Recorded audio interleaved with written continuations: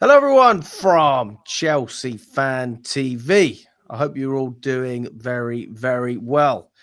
It is the day after Chelsea lose against Man United 2-1 in the Premier League. And listen, we're going to do our review live on the channel. I'm joined by Thomas, who actually has been on the channel a number of times, but not on the live videos or usually on the pre-recorded fan cams. I think your last one was, what was your last It one? was it was it was Brentford away, I think. Was it And then Brentford? it was funny because I was meant to do the West Ham one, and it was weird because it was the away entrance. It was like gates D, E, and F, and I left the gate D, and then they'd shut off all the other exits. So I was trying to find where you guys done the fan cam. I was like, okay, I'm on 10%. I'm not gonna like just Yeah. that sort of area was slightly dodgy, but no, the Brentford one was a bit better. It was more straightforward. But yeah, no, 100%. That Brentford was my last fan cam. So yeah, West Ham's a pain. yeah, I can say from experience that's probably the worst filming experience you can have, because even for me, it took me 20 minutes to find out where we were filming as well, and I was the one who tried to organize everything. So God knows how everyone else was feeling. But listen, man, I mean, we're going to obviously talk about the United game. Obviously, you've been watching the match as well. Talk to me about your initial feelings before the match, and I want to know what were you feeling going into the game? Just your overriding thoughts and feelings. yeah, no, 100%. I think.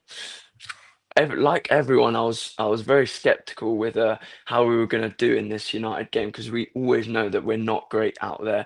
No matter how good the United team is, no matter how bad it is. I mean, whatever team we put out, I just never feel confident out there. It's almost as if the environment at Old Trafford sort of sucks us up. Like it's some weird thing that we never manage to stay calm and just keep our emotions in check at that ground. And I don't know what it is. It's like I remember Charlie was also saying on, I can't remember, it was the day after podcast as well. He was saying that he can't really remember the last time we won a big game away from home, apart from Yeah. Lukaku against Arsenal 2-1 away, which was in 2021, I think, under Tuchel, maybe Wow. 2022. Neither I never really feel confident when we go into Big Six away games, just because I just don't think we have that nous experience just yet in those sort of games where, yeah, we do tend to struggle in those big atmospheres like Bayern. You saw that as well, but yeah, I was never really feeling quite confident, especially because they,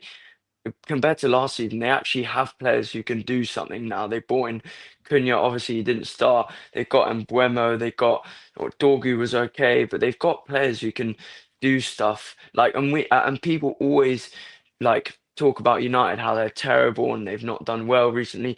But I'm never like super confident when we come up against them, almost as if like we make them look good, we make them look like a functioning team. Whereas yeah, Mm. we struggled, and obviously when with the Sanchez with the red card, I mean, I'm not sure how the what was the emotions like in the stadium, but like after that red card, I was gonna say because for me watching on the TV, I was like the game's done. So I think how do I describe it?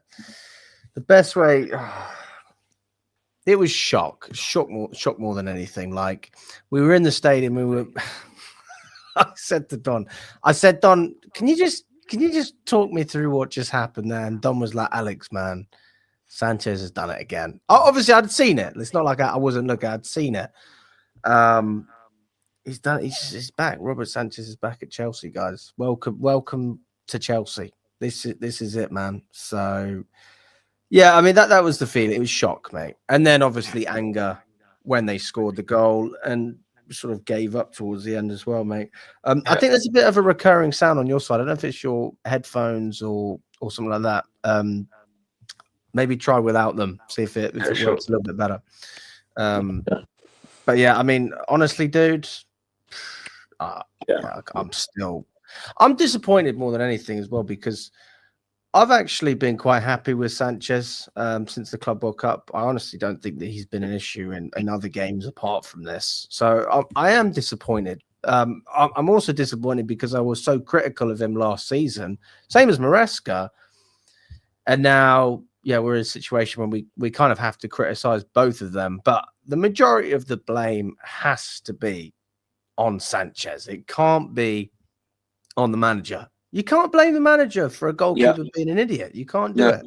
I totally And agree. And yeah, I like you were saying as well, like Sanchez was good in the Club World Cup, but when you look at sort of these knockout tournaments, I think that there's less chance of him making a mistake. Whereas if you look over the whole season, this is where the matches exposes his mistakes, his errors, all of his deficiencies, and I feel like like you said, it's not Maresca's fault, but and I think it was almost a lose-lose for Sanchez in that situation, because it's like if he doesn't come out to collect that ball and they score, people are like, why are you not coming out, Sanchez? But he came out, took Mbeumo out. I think that was almost like an indecision on whether to come out, whether to stay back. And I think, yeah, he sort of panicked, especially like I was saying before, in those environments.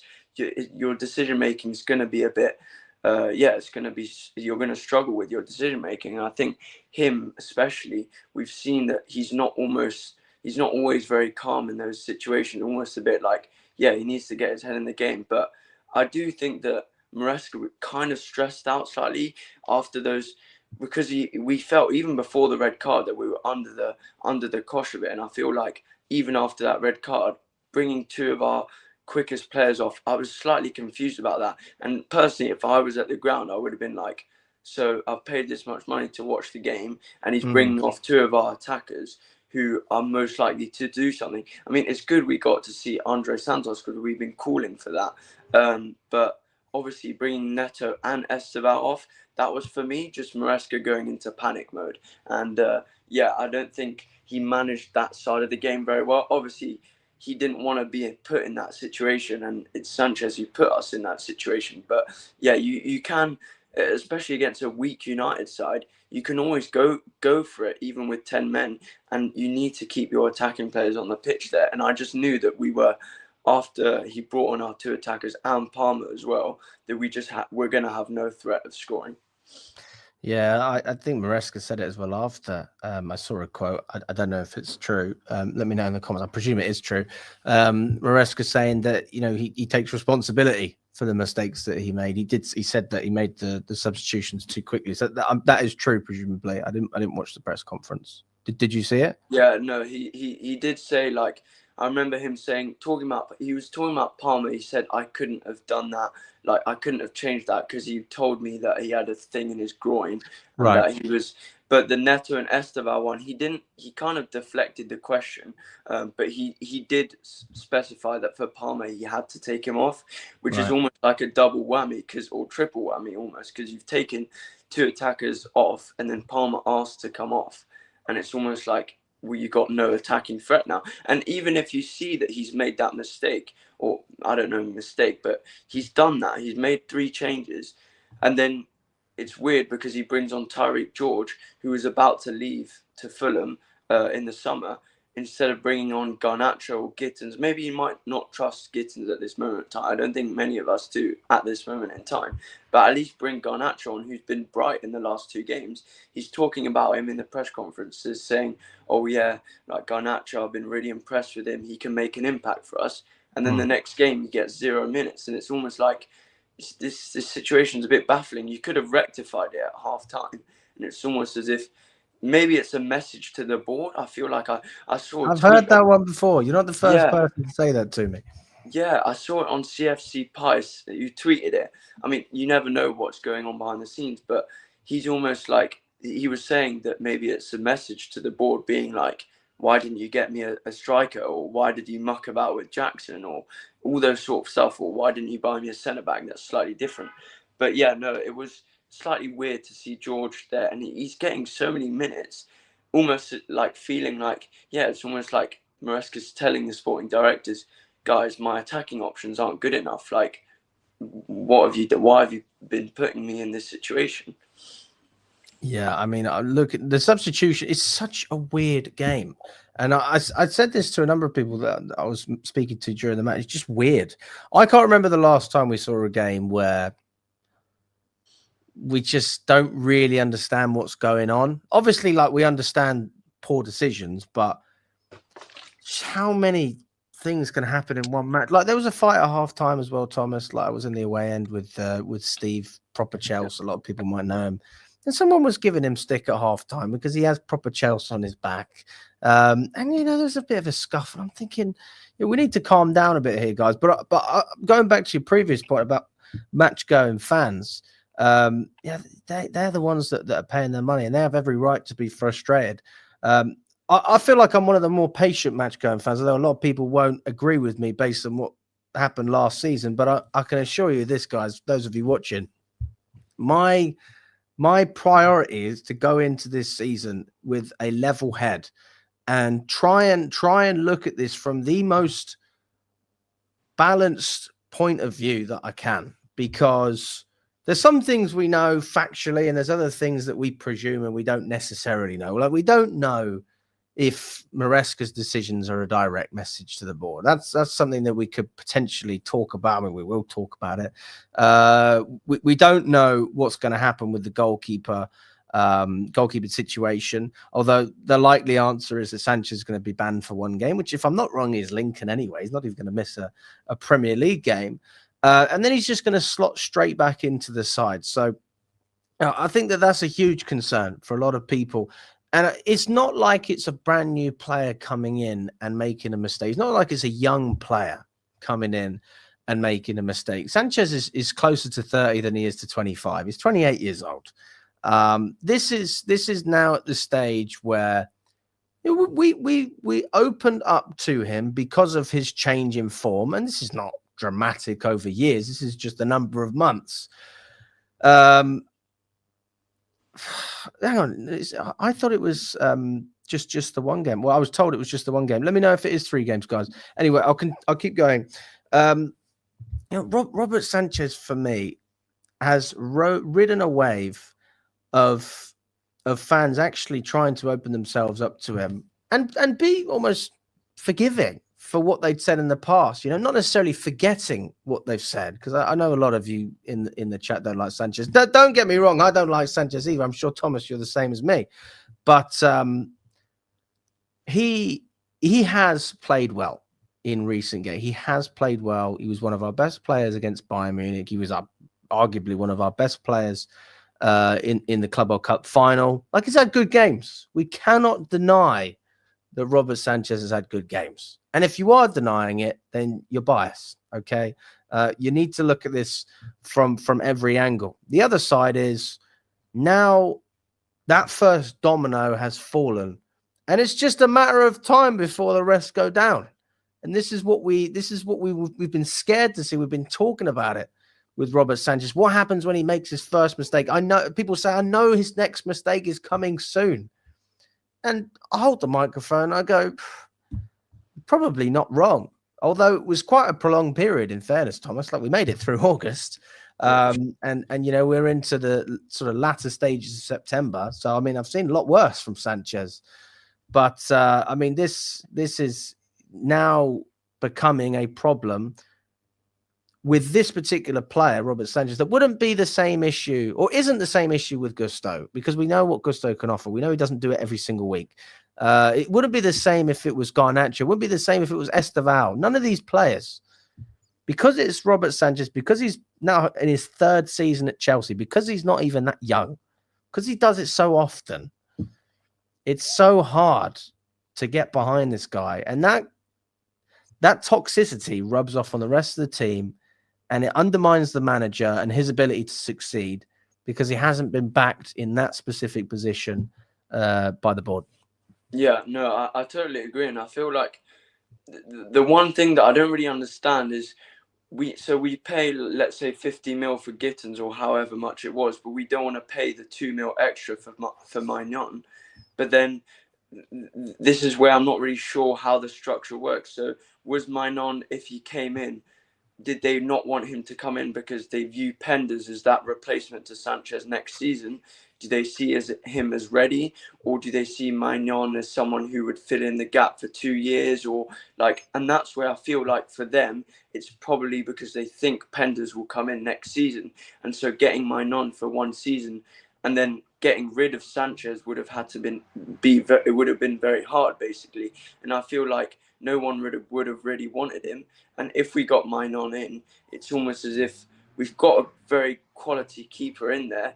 But then when you got Penders coming next season, does that stunt his growth, or should he go on loan another season? And it's almost as if, okay, we've made that decision to keep Sanchez. Personally, I would have preferred Petrovic. Like we saw today, I think Bournemouth kept a clean sheet. That's his third clean sheet in 5 games. And it's almost like, at least give Petrovic a shot. I mean, I know he wanted to be first choice and everything, and Sanchez was improving in that Club World Cup and stuff. But yeah, I feel like they've kind of rushed slightly with these decisions because they're not really thinking it through in terms of logically. And that's the thing where I'm not really sure if they're constantly trying to view the number one spot in each position as the up and coming player. Like on the right wing, you have Quenda. Oh, that's going to be our number one option. Next, goalkeeper, Penders. Left wing, Garnacho, Gittins. It's almost like this upcoming Pyers in the camp. It's almost like this upcoming player for every single position. And it's almost like, when are we going to get that experience? When I see the best teams who are playing right now, they've got this good spine. And I think our spine's kind of developing in your Reece James, Caicedo, Palmer, Cucurella. I wouldn't say that's a development. I mean, that is our spine. Yeah, I mean, obviously. And they're not like, I'm not saying like they're 29, 30 years old. I'm saying like that is our spine. But that, like 2 years ago, you wouldn't have said that that's our spine. But I think that's very much developing. And the goalkeeping situation's tricky, coming back to your point. I'm not 100% sure what they're planning for, because I feel like when you have a goalkeeper who's so cheap in Mainon, who's maybe we could have paid 25 mil for, which is really cheap. Look, Donnarumma went for 25 as well. I'm sure there's a thinking behind why we didn't go for him, especially viewing with Penders in the future. I mean, I'm not sure what you think about Mainon. Like, what would you have preferred, Alex? I would have absolutely taken Magnon at Chelsea. I mean, no doubt about that. I would have taken him, but I was also not that annoyed. Like, there's a slight element of disappointment because we know his quality, but I was really excited to see Petrovic. People always say, Alex, why do you always talk about Petrovic? Why do you moan about this guy? Hello? Did you not watch the game yesterday? Did you not watch the game against City when Sanchez fucked up? Did you not watch the Brighton matches, home and away, not just the home one either? I mean, they were both shocking. Like, the list goes on. The list goes on. And, you know, when I was doing my fan cam outside the stadium, I said this. What am I going to shout about? What am I screaming about? I've done it. I've literally done it. In life, you say you have to move on, but this is like a toxic relationship that I can't get out of. I saw a Mr. Beast video the other day. I never watched Mr. Beast, but I did for some reason. And it was 2 exes that were chained to each other in a room, and the chain gradually got smaller and smaller and smaller, and they had to last, I think it was 30 days together or something like that. That's what this feels like, this relationship. It's almost like an ongoing like bee, which just keeps on coming back. You think you've gotten rid of it, and it mate. Keeps on coming back. Yeah. I mean, it's literally, you've hit the nail on the head. He's there. You want him out. You can't get rid of him. You want to support him. It makes it very difficult to support him. We don't doubt he's a nice bloke. I saw his message that came out. I'll see if I can find it. Basically saying that it's his fault. He takes responsibility. And every time as well, every time he speaks to the media, he tries to gain the trust of the Chelsea fans. He's always like, when asked about what his favorite Chelsea goal or Champions League goal, he was talking about Havertz, and he's always trying to gain like the confidence of the Chelsea fans, and he does. It's almost like this false trust that we have in him, which never can get you a long way. But yeah, I mean, look, I don't have a problem with his personality in the sense that, again, I think he's a nice bloke, but it's just, it doesn't get very far. It's not what I want to see. I don't care if you're not particularly great as a player. I don't care. This is what he said on me today, guys. Big sorry for that. Team put in a massive effort on the second half, but I couldn't get there. But couldn't get there. Sorry. Why couldn't they get there, Robert? You need to stop posting on Instagram and start saving the fucking posts. That's honestly, guys. I feel quite mild. That's my mood. I feel mild. This will get worse if it continues, right? Like in anything. Those of you who have kids that are watching this stream, you have your kids and you tell them, please, can you make your bed? Please, can you do this? And they don't listen. You ask them again nicely. Next day, doesn't happen. Eventually, you're going to get pissed off and you're going to have a number of different reactions. You're either going to get really angry, you're going to be persistent, and things still might not work, or they could potentially change, or you're going to give up. All right. And these are our options for Robert Sanchez. We know that Chelsea won't give up on Robert Sanchez. We know that Chelsea can't sell Robert Sanchez and make a profit. So, and that's why there's no point in not giving confidence in him, because we know that he's going to stay. So it's almost as if it's not as if we know that he's leaving the club, like with Nkunku, where it's almost like, okay, we know you're leaving the club, just give us your blah, blah, blah. Here, it's almost like we know he's going to stay and just be persistent and be there. So it's almost like you have to, because I want to get behind every single Chelsea player, but it's always tough when you got someone who's just constantly, I mean, to be fair, I have to give him one thing. Recently, he's not been playing like these stupid short passes every time we've been under pressure. So to be fair, like every time we're under pressure, he's been going long, just not taking stupid risks like that. But then when you make a mistake that he did yesterday, that just loses all that trust. And yeah, football is a game of small margins, and obviously you're allowed to make mistakes and stuff, but he always makes these crucial mistakes which cost us at the end of the day. Yeah, man. I understand. I'm looking at people's messages in the chat. I understand your frustration, guys. Believe me. I understand your frustration. I really do. Especially with the goalkeeper. But I think when it comes to the manager, I was driving back with Don, and he said it very well. There is credit in the bank. Okay, there is credit in the bank. Yeah. As far as we're concerned with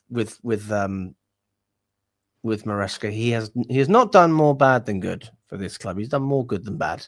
So for me to sit here and shit on Maresca and say this guy's not good enough for Chelsea, which is some of the stuff I'm hearing, I'm not saying anyone in particular, it's just not true, really. In recent times, just not true.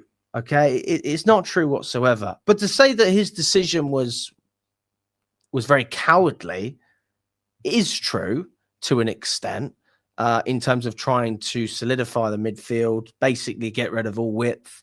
But that basically it got rid of our ability to counter-attack effectively and find those spaces, which, in fairness, like I couldn't believe. I couldn't believe how bad United were. I couldn't believe it. I was there when we lost 4-0 against Ole Gunnar Solskjaer when Frank Lampard had his first game. And I thought, we've just lost 4-0 to a team that are rubbish. They didn't even look good. We played better than they did, and we lost 4-0. How the hell does that work? Now, in fairness to United, I actually think they probably played better than they did in that game. And again, that goes to show something. But they were so average. I mean, it was literally like watching a relegation team. It was that bad. They didn't have cohesion. They didn't have chemistry.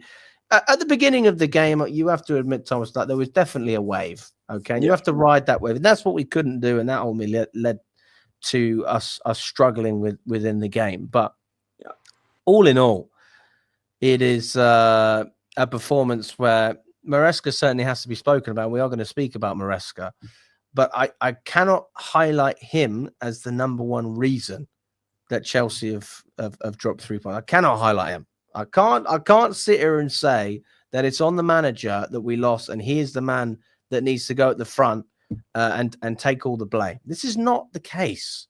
So for those people just singling out going on the easy option, absolutely there's decisions that can be improved, but I think we need to remember there's going to be a lot more games, first of all.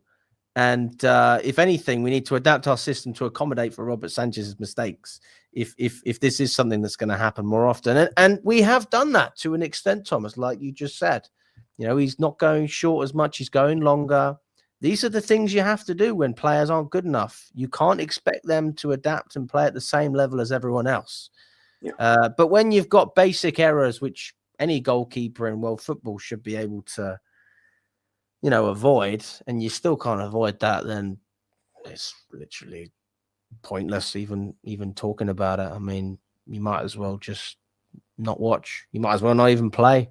Yeah, and it's funny because you're talking about how the system completely changed when we got that red card, and it's almost as if it's the first time we've seen Reece James play in his best position this season, because we went down to 10 men and because we took off all our attackers, and we saw him. This was the most dangerous I've actually felt he's been playing this season, because he played well. He was almost doing that overlapping fullback, not as much like bombing up and down that Gusto would do, but he was sort of holding the width on that right back, right wing back / role, and I really enjoyed watching him do that. That was almost like the positive spark. I was like, we may be losing, we probably have lost this match completely, but watching Reece James play in his best position, it's almost, yeah, it gave us something maybe to cheer about, a bit of joy, but it's almost as if we probably won't see that again, because we know that Maresca likes to invert his midfielders. And yeah, it was confusing, because also when he's changed that system,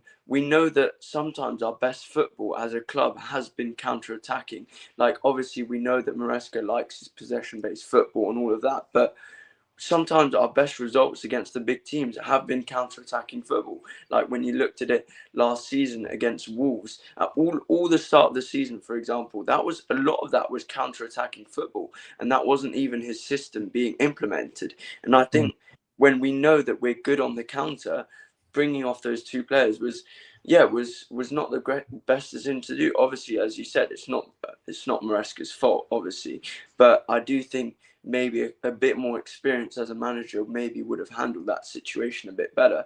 But no, it was great to see Reece James out there on the right wing back slot, because I'm not really sure how we can adapt our system for him to do that again, because then we'd have to play another right back there, and we don't want to lose his defensive qualities as well. So Yeah. Well, I will say this as well, for those of you wondering, Robert Sanchez is only banned for one game. It's not 3 games. It is only one, and that is according to the standard.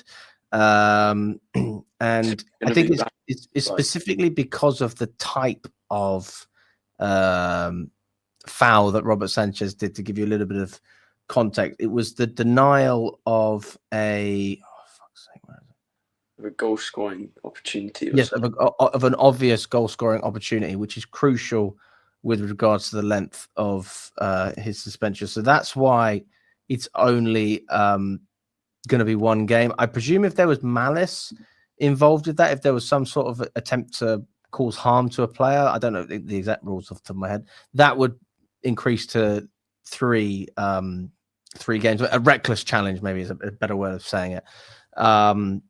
But yeah, it's only going to be 1 game. So I think that will be Lincoln, if I'm not wrong. Yeah, no, it will be Lincoln, because in the UK it kind of adds up even in the domestic cups, which means that he'll be back again against Brighton, which right. Yeah, I mean, we'll see how that goes. But yeah, no, I just wanted to touch on a point as well, because we know that we struggle at United away, and we know that there are some fixtures in the season where we're going to struggle, and that's where I feel like I don't want us to regret, for example, dropping points against Brentford. And I feel like I always feel like every time, even at the latter stage of last season, we were dropping points against Ipswich, against Brentford away as well. Those small results there, for me, even though it's the start of the season, they can have an impact on our season overall. And I feel like it's very important that we grind out those results, like even if it was ugly against Brentford away, but to grind out those results, because we may have an off day in that we did yesterday, but this means that that Brentford game, these games where we're in the lead and we have to capitalize, we have to be more sharp in those sort of situations, because the more you know it, I don't think we'll win too many games away in the top 6 this season. So yeah, it's really important that we solidify these points that we should be getting, because I mean, it's the start of the season. Obviously, there's still a lot of work and time to be put in, but I do, with looking at up front, for example, we've only got Joao Pedro there, no Delap, Guiu doesn't even seem to be trusted, and it's almost like you want that January period to come quicker so that we can kind of reassess and be like, even at the centre-back position, we need to make improvements. We need to get a grip, because we're starting to drop a couple points here. It wasn't a great week last week, so yeah, we need to switch on and yeah, try and get back to form. 100%. I mean, going back to what you were saying about Reece James as well, like I think he was by far our biggest outlet in terms of, you know, if we're going to get a goal from anywhere, it was on that right hand side. And I was asked after the game, they said to me, they said, what did they say? So United fans, they said, who impressed you from a United perspective? And I was like, really? But I was like, to be fair, probably the best thing they did was towards the end of the game, they were better at isolating Reece James. Like, they tried to keep him out of the game more. Like, everyone knew that if the ball goes to him, you're going to whip a great ball in, and there's going to be contention. Like, whether we're going to get anything on it is fine, but you're going to have an opportunity. And it's not just any old cross. You've got a cross which is pretty much pinpoint every single time. I mean, how many players in world football can offer you that?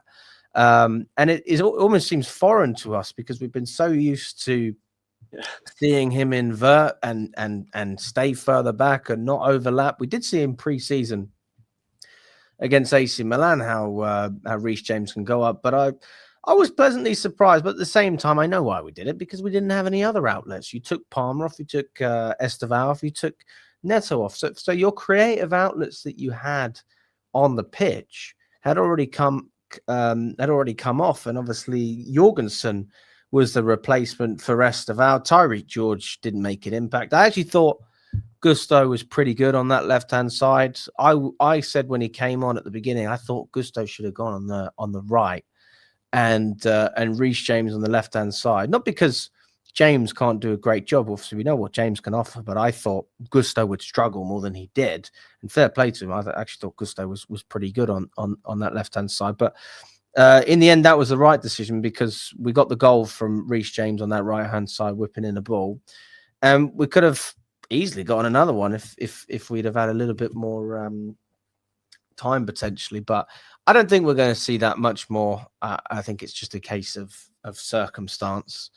Which is a shame as well, because yeah, when you see how good his crossing is, it's almost like that's such a good outlet, that's such a good quality in our team that we have, and it's almost like we're nuking it. It's like, guys, we've got one of our best crosses in the team, and you're inverting him into midfield, which almost feels like, yeah, you're just neutralizing him. You're just, yeah, it's sad to see. I mean, obviously Maresca wants to manage his minutes, but yeah, I mean, there has to be a point where you can't manage his minutes for about a year or 2 years. There's going to have to be a point where he's going to have to play a lot of games. So yeah, we'll see what we go against. Obviously, Lincoln, we're going to rotate.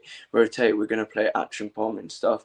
But yeah, we'll see against Brighton whether we see Reece James back in midfield. But yeah, my gut feeling is that yeah, we will. And obviously I know that Lavia's still out and stuff, but I feel like he could still transform our team, because when we saw at the back end of last season as well, or it was in the middle of last season, he was starting to play, and he just transformed our team. He transformed our whole sort of play in terms of being able to break the press, being able to break the high line of some teams, like you saw against Spurs, for example, or you saw against Villa.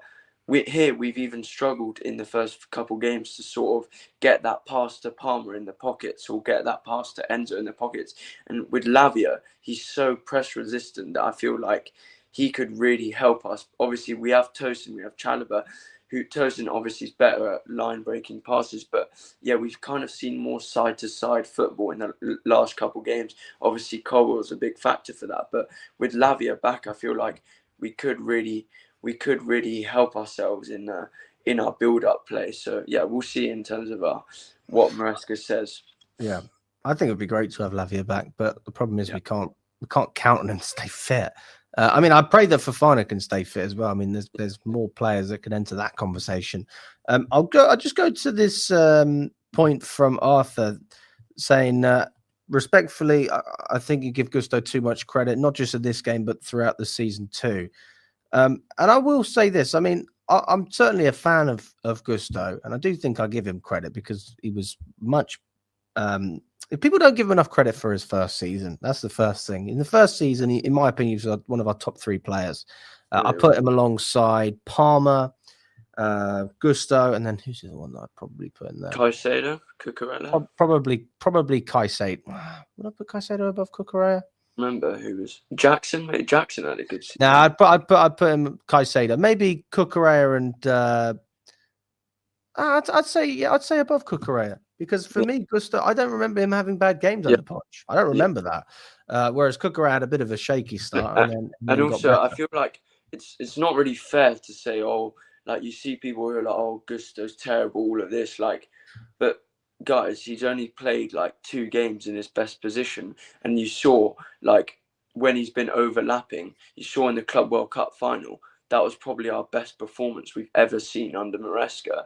Maybe Villa as well at home when we won 3-0, but we've only seen him inverted. Obviously, we know that that's not his position. He shouldn't be playing in the midfield, and people tend to like jump on players when they've had 4 or 5 bad games in not even in their position, and it's like, can we please try and be a bit more consistent and fair with these players? Because Gusto's played, I remember he played West Ham away this season, he overlapped. Fulham at home, he overlapped. PSG, he overlapped. Bayern, he overlapped.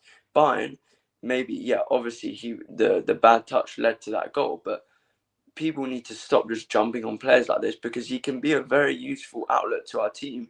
And I don't even think he had a bad game against United. I don't know why we're. I mean, you could talk about having credit. Sorry, Thomas. Just to interject. Like last season, I was very, very patient with Gusto. Granted, he didn't have a good season, but I always had faith in him, and I don't think faith should be perceived as delusion, because it's not. You can appreciate that a player's not playing well and still understand they have a lot of quality.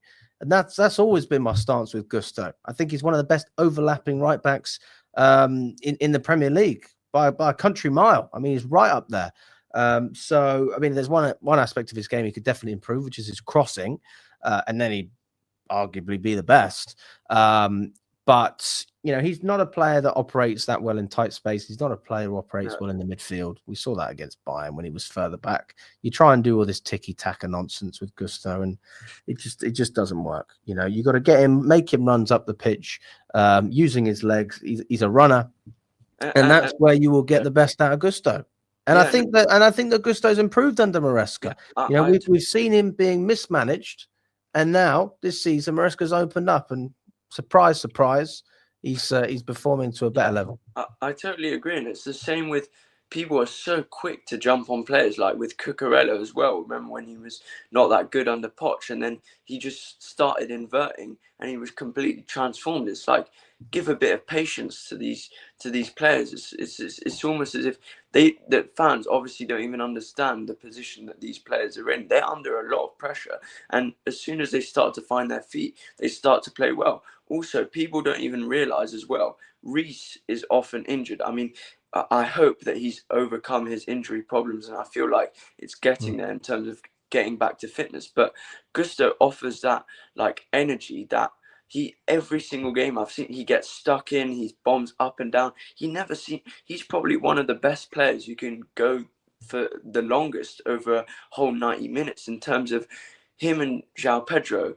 Like, you see them running the whole match. It's almost as if they just never give up there, as if they can go on for ages. And it's like, guys, we've got a player in Gusto who's a great alternative, or almost you can play him in the same team as James, because James has proven that he can't always stay fit. And when you have an alternative in Gusto who's full of energy, who brings you a lot of skills in terms of the overlapping sense, I mean, it's a great option to have, and people seem to just neglect it as if it's like he's been terrible, which is just untrue. It's the same with Jackson as well. Like, people just seem to forget when he was really good at the start of last season, and then obviously he had that patch in the middle part of the season, but everyone was not good in that middle part to the end of the season, and people just seem to jump on players that they have an agenda against, and people are kind of like, they're spoilt for choice, because when you see that players are out, like for example, Colwell was out injured,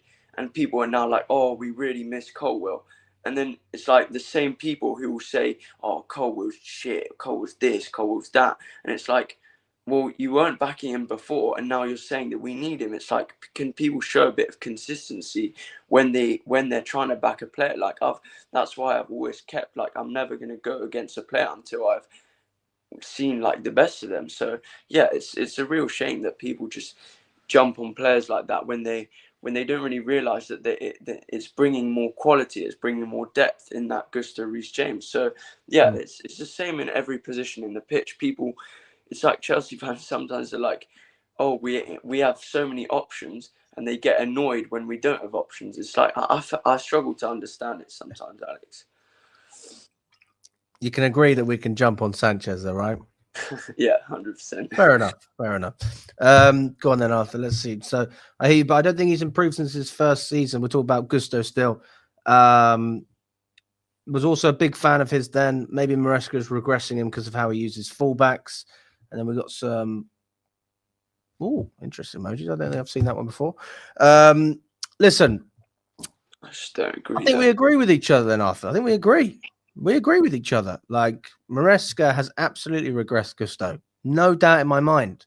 But we've seen that when Maresca is open and willing to play Gusto in the right way, that he is the Gusto of old. And that's the argument here. So I think we ultimately agree. Big up to Richard as well. Good to see you.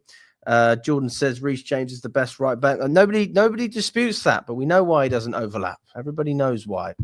Listen, we've got to talk about Jorgensen, Thomas, because we've spoken about Sanchez, and people are sitting there, obviously criticizing Sanchez, rightly so. He deserves to be criticized.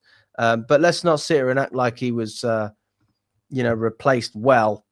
In terms of that Jorgensen comes in and does a good job, because I think Jorgensen was at fault for one of the goals, mate. Like, he didn't take command of his box. He looked tentative. He looked timid. Just didn't look like a goalkeeper that gave me any confidence. And this will sound crazy, but I think Sanchez would have probably done better. I think Sanchez goes for the ball. Yeah. And this is the frustrating thing, is you got keepers who are good at different things. And the two things we needed, we had the wrong keeper on at the wrong time. And Sanchez, like you said, is good at claiming crosses, and he wasn't there for the second goal. Yeah, no, obviously, I agree. It's almost as if Sanchez is not like great, but then we don't really have a good enough backup who can actually challenge him. Jorgensen, obviously, you feel more calm with him on the ball.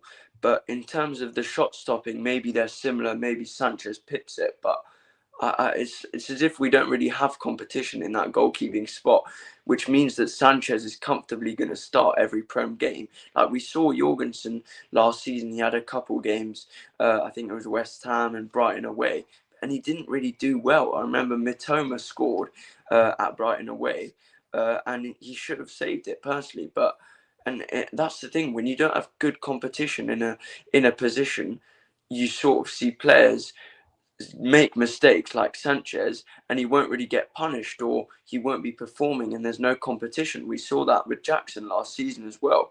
He was the only good striker that we had, and Kunku doesn't really offer you anything up front, which is another thing that Maresca should have played him more in the 10. But we saw Jackson didn't have anyone to compete with for half the season, and the moment where he starts to play bad, that's where another option would be useful, where we could use that other option to maybe bed him in or have that competition. And yeah, it's that shows that maybe our depth isn't actually as good as we thought it would be. And generally, that's why I think that we have got the depth in all the positions. For me, apart from centre back, all the positions, centre back, keeper, and up front. It's not all the positions. It's almost like half the important positions. No, but yeah, I do think that when you don't have position, when you don't have depth in a position, it's going to cost you, because players get too comfortable playing in a certain role, and then that's what I think. Yeah, man. It's so frustrating. I mean, let us know what your thoughts are in the chat as well. Smash that like button if you haven't already. Subscribe to the channel, guys. We've got just under 350 people on all platforms, so big up to all of you, everyone that's tuning in. One player that I don't feel like has actually been spoken about much, but definitely deserves some credit in this game, if we're going to give anyone props, is Joao Pedro, because Yeah, 100%. He had no support, and even with that lack of support, I felt like his hold-up play was really good. His ability to get past players and open up space was great, and just build something out of nothing, which is what you want from any striker. But this sort of goes back to the fact, and I always said that we overpaid for Joao Pedro, same as Jamie Gittins. Not to say that he wasn't a good player, but I always felt like we could have got him for less. And the more I see these performances, the more I can justify the price that we paid for him. And just makes me think, honestly, what a great signing, what a great piece of business, because that's what you would expect to see from a player like Liam Delap. Basically running on nothing, crumbs. That's it. And trying to make something happen. But we saw consistently again and again and again, he won his duels. He was very dominant. And if he'd have had someone next to him, a number 10, maybe Cole Palmer would have been good. Obviously, he got injured. Then I have no doubt that we draw that game. In fact, even with 10 men at times, I still felt like we could draw that game. But that goes back to Maresca and his tweaks as well, because that just made us more negative. Obviously, then we didn't create and we conceded another goal.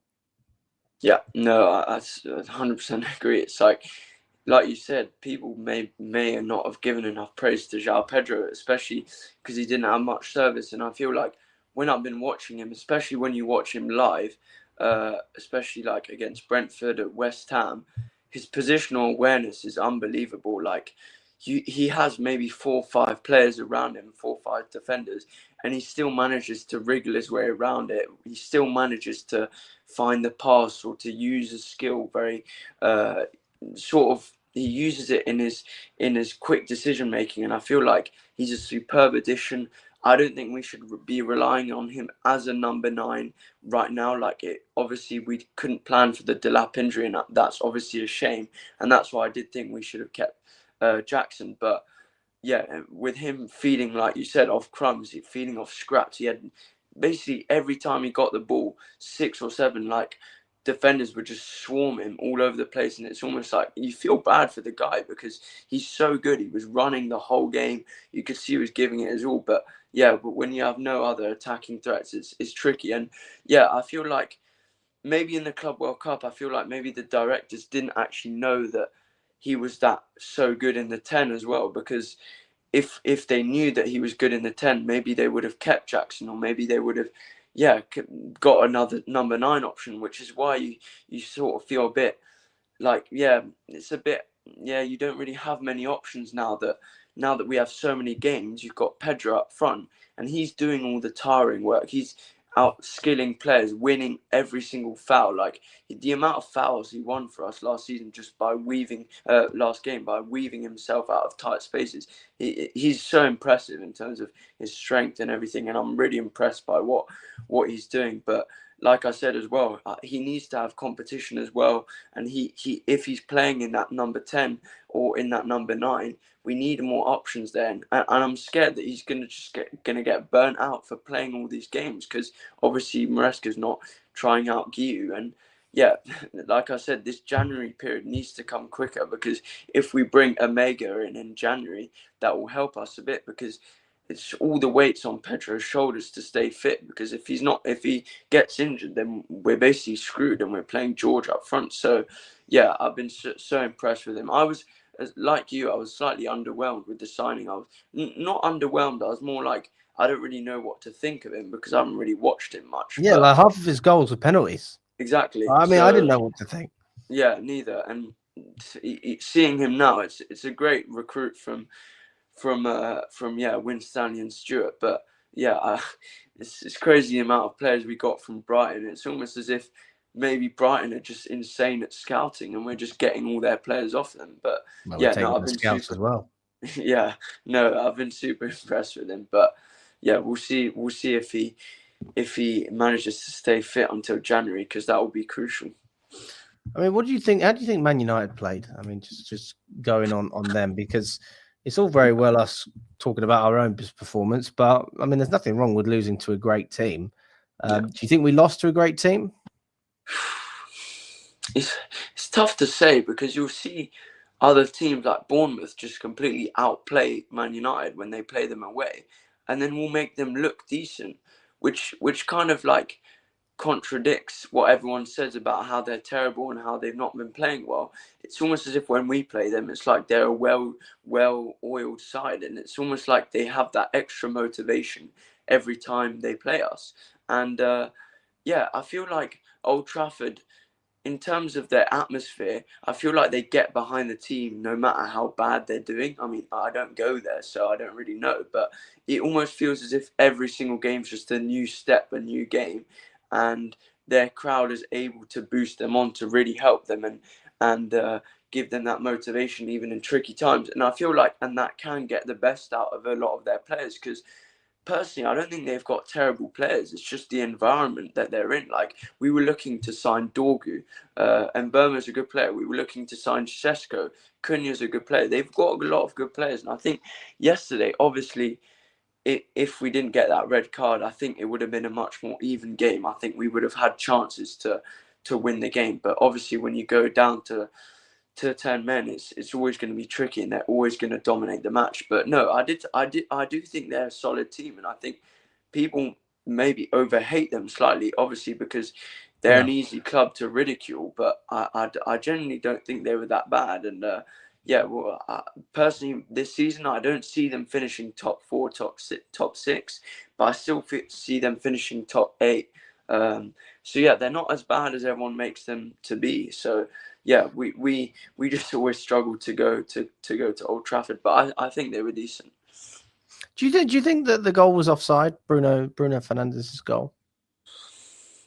It's tough to say because I don't think it's clear and obvious. Yeah, neither. I don't think the VAR is never clear and obvious because that's the way they do it. That's not the way they should do it, but that's the way they do it.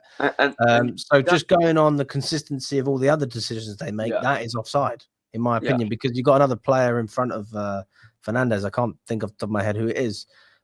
Who is in the same position? He's in the same place. Of course, he's affecting. He's affecting the play. Chalobah can't mark 2 players at once. Yeah, it's the same for the Brentford game as well.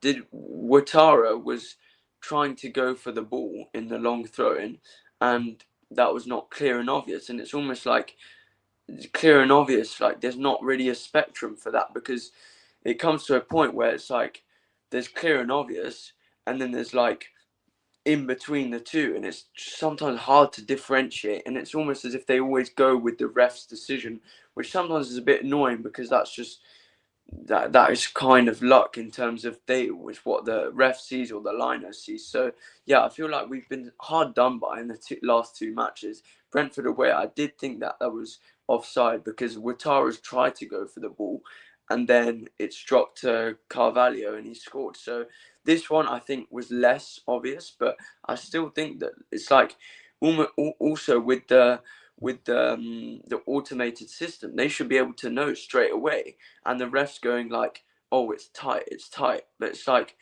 with the AI, it's never like, it never takes that long to do something. It's like when you type something into ChatGPT, it doesn't go, oh, this is a tough answer, I'm thinking. It just gives you the thing, and it's almost like, yeah, why are they taking so long for a decision that should be done quickly? That's a good one. I like that one. I use ChatGPT all the time as well, so I'm with you on that. Sometimes it needs a bit of time to think, though. But yeah, it always gives you an answer. It does give you an answer. There's no if, buts, or maybes. If there is an answer that is clear and obvious. But yeah, so frustrating, mate. I mean, I think Fernandes probably, he was the man of the match. Always seems to perform against us. I mean, United as a whole seem to do that. I mean, what about the Casemiro goal as well? I mean, do you think there's anything that we could have done to prevent that? Because 100%. Both goals, just doesn't seem like the best defending, if I'm being honest. And I remember I was watching it. It was, I can't remember if it was a long throw-in or a ball into the box, and then Reece James tries to like wallop it away, and it just goes like straight up and just straight back down, and I'm like, yeah, we're gonna struggle to get out of this sticky situation, because Reece James tried to clear it and it's literally just ended up in the same place, almost like a corner. And then the flick on, like we've never been good with flick ons. We never seem to like win the first header. It's almost as if we don't have that conviction. You see Chalobah do it sometimes, because you can tell like he's motivated to win the headers. But yeah, as soon as Reece James, it was slightly calamitous if I'm being honest. Reece James, not many people have put on a lot of blame of Reece James for that second goal because poor clearance. Well, I mean, but also you got to do better with that. None of the players actually Obviously. jumped. None of them jumped. Then you have Luke Yeah. Shaw who comes flying in, and you say, fair enough. Honestly, you deserve that goal. From a United perspective, they deserved it. But I mean, from our, that's so preventable. All you have to do is get a head on it. You don't have to even head it away. Head it up again. Yeah. You know, literally just get a head on it. Or, you know, I have to watch it again to see if the keeper can get involved. But I do think there's a good chance that the keeper can definitely get involved. Oh my God. Yeah. I've just watched a replay. Oh my God. What Jorgensen, mate? Come on. Yeah. Pathetic. So, you know, everyone going to drop Sanchez, bring Jorgensen in. Don't think he's much better as it stands. Yeah. But I mean, that's not even him making clear and obvious mistakes like Sanchez does. But you lose some of the fundamentals that you would get with Sanchez. This is the crazy thing. It's Tweedledee and Tweedledum. They're good at one thing and they're not so good at the other. Yeah. So you have to pick your poison. Yeah. Go on, mate. I was going to ask what you think of this, but in terms of, because everyone obviously after the Club World Cup win was really happy and looking forward to the season. Do you think that obviously Delap's injured, we've had Colwell's injured, that's sort of not really helped us, but do you think that we've sort of overhyped how our season's going to go and that this is our reality in terms of the Brentford result, not the United game because that's a bit of an anomaly, but do you think that the fans have sort of overhyped this season in terms of maybe our depth is good, but the quality and the depth might not be that good? What do you think that fans have overhyped this season, or do you still see us doing well this season? I think the Brentford goal was easily preventable, so we should have won that game. Bayern Munich is Bayern Munich, and then you just have to look at silly mistakes. So if you're not one of the best teams in the world, you don't win that game. We actually played respectable football. I really enjoyed watching us play. Just made mistakes. So I actually took a lot of positives out of that Bayern game. It was different though, wasn't it? But it was ruined by one man. And it's very difficult to judge a game of football. It's like going clubbing. I know you're too young, Thomas, but it's like going clubbing and everything's great until there's a big fight and they have to shut the place down. You know, nobody talks about all the good stuff because there are good things to talk about. But fundamentally, one person's ruined it for everyone. And that is the feeling that I think most Chelsea fans will have. I think if you're going to direct your anger at anyone, guys, it's got to be Sanchez. It has to be. And then you just have to sort of cross your fingers that, you know, hopefully will only be 2 months before we see another mistake, because he's been good in August. He's been decent in September up until this point. But now the domino effect is very much likely to happen because the period of peace is now broken and we are starting from scratch again. We're starting from a position where, we're going to see it again. So it's just a matter of when, really. Let's just go through a couple of comments. Here we go. 7 points behind after 5 games. Listen, I would much rather have a difficult start and get better, as opposed to what we saw last season where we actually regressed from January onwards and then managed to somehow sneak our way into the Champions League. I think it'd be a lot better to see improvement as the season goes on. So I'm not going to read too much into where we are right now. Arthur says Maresca asked for another centre-back, didn't get one. We weren't interested in bidding higher for Manyan, even though it was peanuts. Maresca didn't want Jackson sold. Now we have a centre striker, centre-back goalkeeper crisis. I don't know if I'd say that. I wouldn't say we have a striker crisis. I mean, Delap's going to come back. We have Mark Guiu, but Maresca refuses to play him. Goalkeeper, agreed. Centre-back, as long as you don't have silly injuries, then you're going to be fine. It does hinder us slightly, but they're good enough defenders to get us top 4. They are. They're good enough. That's always been my position, and that's going to remain my position. But we won't be winning the Premier League. I'm with you on that. What's your thoughts, Thomas? No, 100% agree. Like you said, the centre backs are good enough for top four. But then, yeah, if you want to start challenging in the next couple of seasons, we're gonna have to get that title-winning defender like a Gahey, or obviously that you don't see many Van Dijks currently, but maybe like a Bastoni or something. But yeah, with our model, you feel like they're just never gonna go for experience.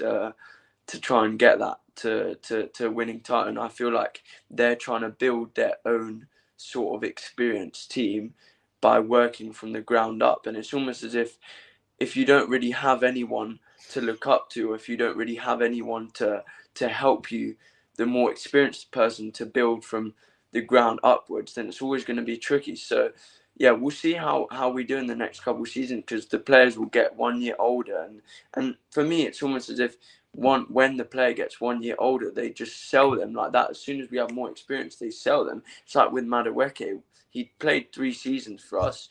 This season this would have been a 4th season, so he would have been one of the more experienced in the team, and then we sell him. But yeah, no, I do think that the centre backs are good enough to get us top 4. We have depth. For me, the up front's more of a problem, because in that centre back position, you got Tosin, Challo, Badia, Shield, Fofana, Hato can play there, so you've got options there. Obviously, we haven't seen enough of Badia, Shield, and Fofana, but we have depth there, and obviously you can recall Ansel, Mino, Sarr, all those players. But for me, it's more up front. We've just been slightly unlucky with the Delap injury, but not everyone, but I was thinking and saying it over the summer that you're one injury away from being in a sticky situation, and then you're in panic sort of scene. So yeah, we'll see in terms of up front how we, like I said, if Pedro is able to stay fit. But yeah, at the back, I don't. Obviously, we're gonna concede. Like there's no denying it. We're not an Arsenal defense yet. We're not good enough. Like our fullbacks, obviously, are very much good enough. They're very much competent, and I think Chalobah is good enough as well. But then I do really like Tosin. I think he's a great squad player. We bought him for free. Great option to have. But when you pair them together, I think Colwell's just better when you have Tosin and if you have Tosin and Colwell, that's much better than Tosin and Chalobah. Or if you have Colwell and Chalobah, that's much better than Chalobah and Tosin. So yeah, I do think Colwell's a massive miss, but yeah, we'll be able to get top 4 with these defenders. It's not like they're terrible or rubbish or anything. So yeah. Hey, we'll see what happens. Yeah.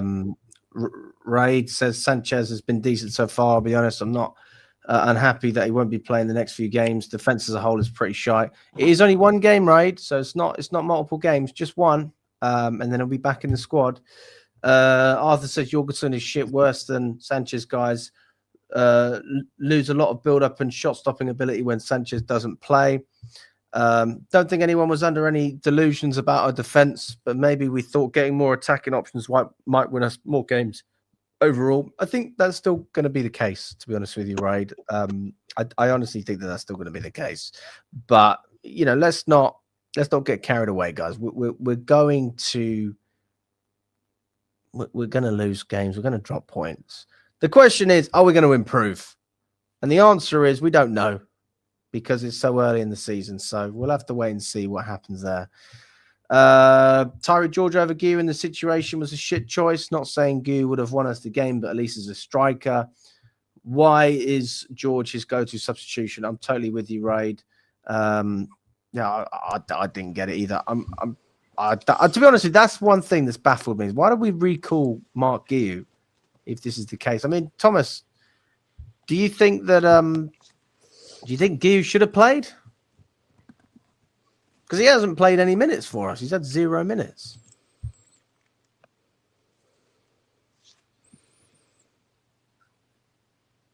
Can you hear me? Can you hear me, Alex? I can't hear you. Yeah. Oh, you can't hear me. Stop I'll let you figure it all out. Let me know when you can hear me. No, it's not Thomas Asante. We could have got Donnarumma if Chelsea wanted to be a serious club. Sanchez is crap, many errors, 2 errors. We spent 90 million on 2 wingers. Garnacho and Gittins a waste of money. No, not Garnacho, but Gittins, I can argue that, especially in short term. But Gittins could be good later down the line. We'll never know, really. We'll find out. Maresca has never had my full support after his "we can't win the league" comment last season. That means that we won't. Fair enough, Simon. Listen, I respect that. It was a bit of a weird comment, wasn't it? I mean, he wasn't wrong. He wasn't wrong, was he? But that's not what you want to hear. It's like you go on a first date and I don't know. Could you see us? Do you know what? I'm not even going to try my analogies today. No analogies. Zero analogies. Not doing it. I'm going to dig a hole if I do that. Yeah, let's not get carried away, guys. Let's not get carried away. The truth is that we are in a season where we're still transitioning from what we were into Maresca's Chelsea. And my criteria is really simple. Get better, be better, I'm happy. Now, being better, technically, if you want to get technical, could still be finishing fourth, but having a better campaign in the Champions League and winning a domestic cup. That is technically an improvement. I'm not here to just talk about technicalities. I just want to see black and white. Are we better? I mean, this is not what I'm looking for, guys. You know, I will be the first one to say if I'm not happy, but Maresca is not the man to criticize and say that he should be sacked. This is absolute nonsense. How can you sit here and say Maresca out after he literally hit every target last season?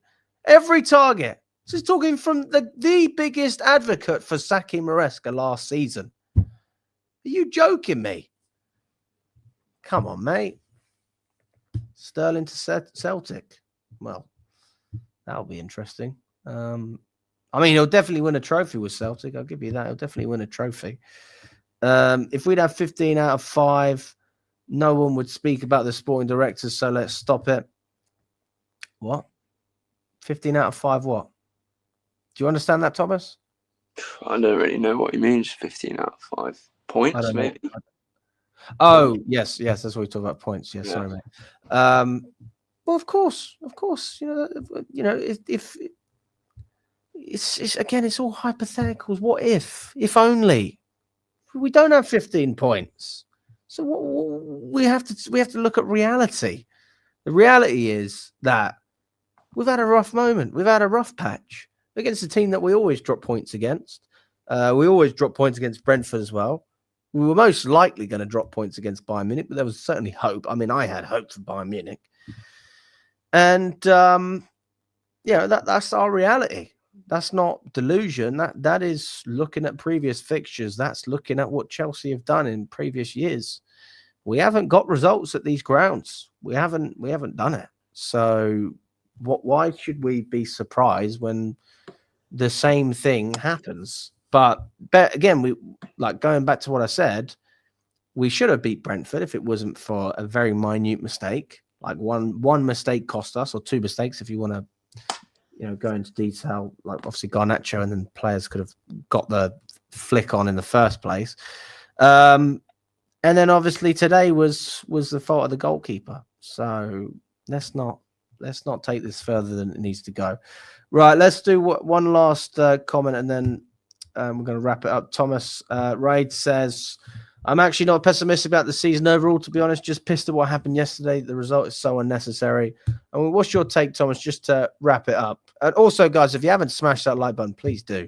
Subscribe to the channel. It all helps. And we appreciate everyone that's tuned in.